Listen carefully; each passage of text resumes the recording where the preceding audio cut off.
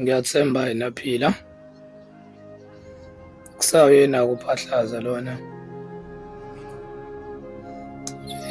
Khona nje indaba esengithule nayo isikhathi eside ngezathu ey'thile nami, so sengibona ukuthi angiyikhulume le nto le ngibhoboke yabo, kodwa abaningi bayayazi.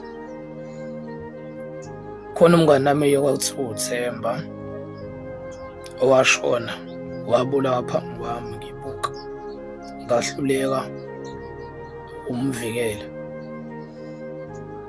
Makuhlukana unyaka-ke makuba yi-1 January emakhaya-ke sinokuthi sigibele amatekisi siye kuBheyi siyobhuda, kube mnandi kube njeyana.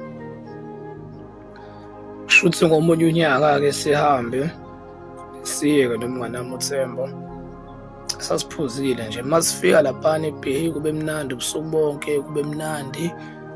Kanti ngalelo langa lelo uThemba wayegqoke isikibha esihlaza namateki amhlophe yabo. Shuthi ebusuku basihamba emgaqweni vele kume i-taxi kuthiwa makushiwo abafana basenseleni laba. Mayimi i-taxi bese kuthiwa ya madoda, mina bese ngiyadakha at the same time because mina ngivele ngibaleke ngime lapha ekhoneni bembamba uThemba, kuthiwa wena utshotshe ifoni yethu. Athi uThemba uyachaza abafethu akusimina, akazani nafoni, akhiphe yakhe ifoni abakhombisa, bayithatha kodwa khona kunjalo. Bamshaya uBafo,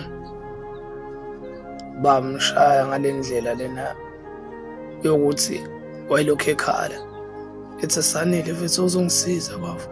Bafo uyazi ukuthi ayikho ifoni engike ngayithatha, cela uzongisiza Bafo, sondela mfethu, sondela mfethu Sanele.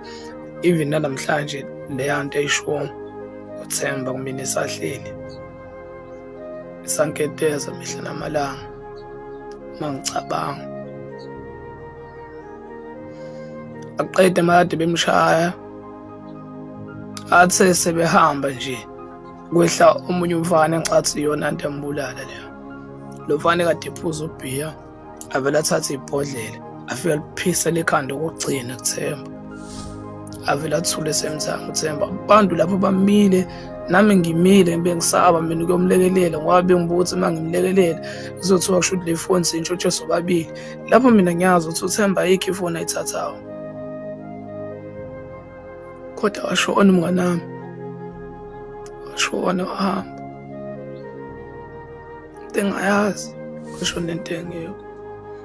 Kwayilapho ngagcina khona ukubona umngani wami ephila nanamhlanje. La nto sangiphethe kabi emoyeni ukuthi ngahluleka ukumvikela.